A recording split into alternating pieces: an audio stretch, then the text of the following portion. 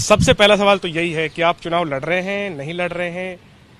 बिहार चुनाव को लेकर के आपकी क्या रणनीति है? देखिए, सबसे पहली बात तो ये है कि हम बिहार चुनाव नहीं लड़ रहे हैं, लेकिन चुनाव भी होगा और कैसे होगा इस पे भी एक बड़ा संशय बरकरार है। कहने का मतलब ये है कि चुनाव आयोग कह रही है कि हम चुनाव करवाएंगे। चुनाव रोकने के लिए जो याचिका माननीय सुप्रीम कोर्ट में दाखिल की गई वो भी खारिज कर दिया गया।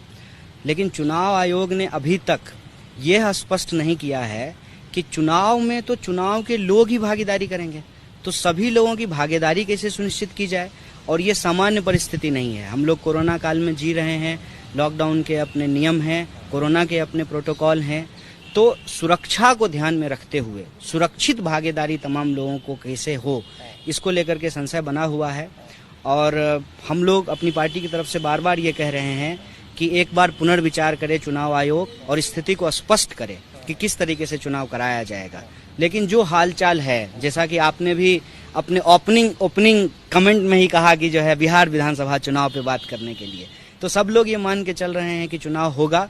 तो चुनाव जब होगा, सब लोग तय कर लेंगे कि चुनाव होगा, तो हमारी पार्टी भी एक संसदीय पार्टी है और संसदीय डेमोक्रेसी में बिलीव करती है, तो चुनाव में जाएगी।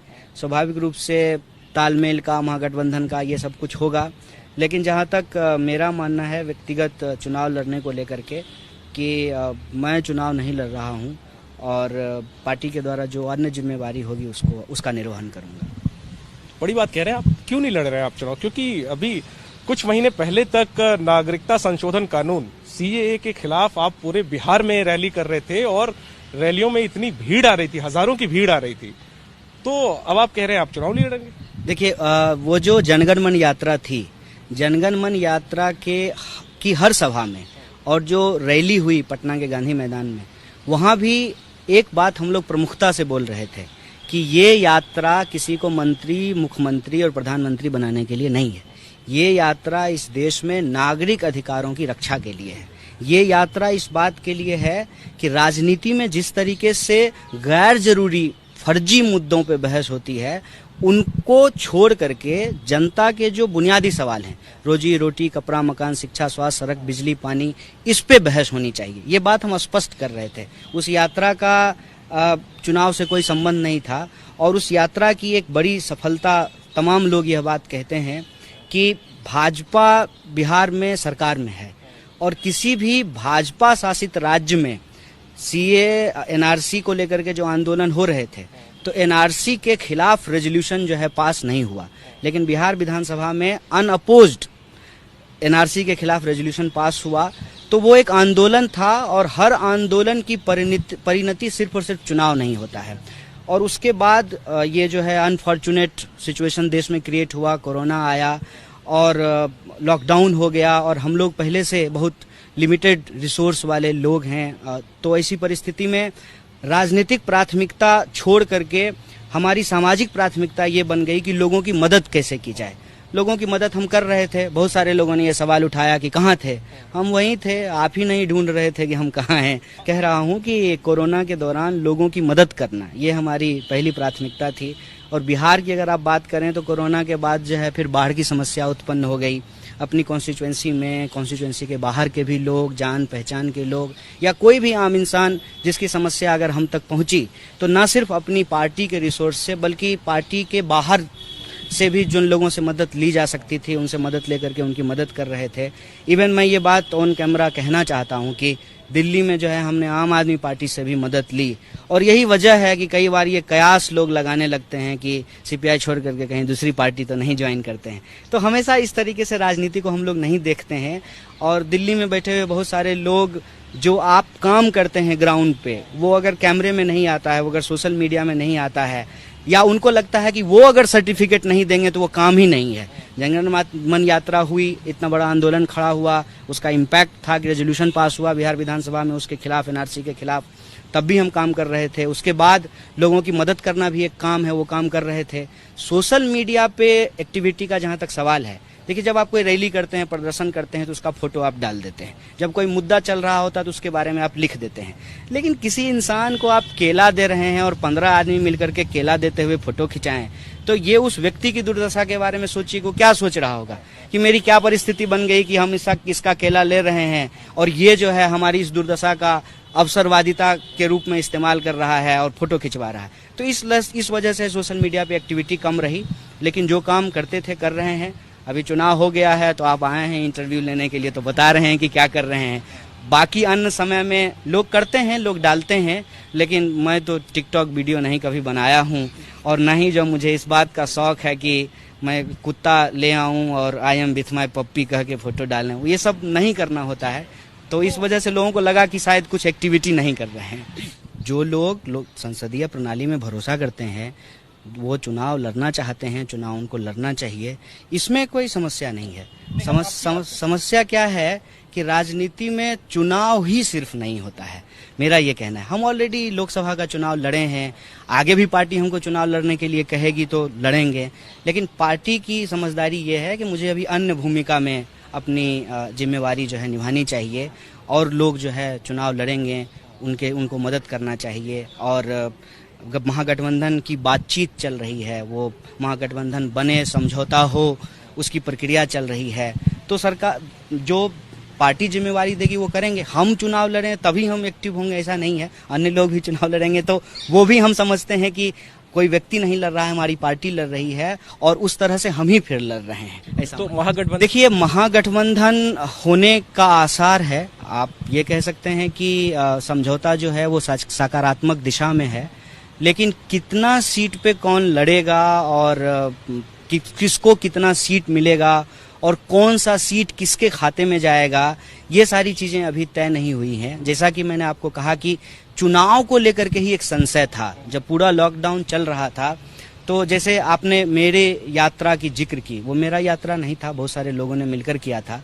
उसके साथ साथ और भी कई यात्राएं जो हैं वो तय थी, लेकिन सब कैंसिल हो गया। तो राजनीतिक गतिविधि, खास करके चुनावी गतिविधि जो है उसमें एक गतिरोध आ गया था। फिर लॉकडाउन खुला और गतिविधि धीरे धीरे शुरू हुई, तो राजनीतिक गतिविधि भी होना शुरू हुआ। तो इस वजह से इतना डिले हुआ है, इसमें लॉकडाउन एक बहुत बड़ा कारण है। और वैसे भी आप अगर किसी भी चुनाव को उठा करके देख लें, अगर कोरोना ना हो तब भी आखिर समय तक जो है सीट पे बहस होते रहती है।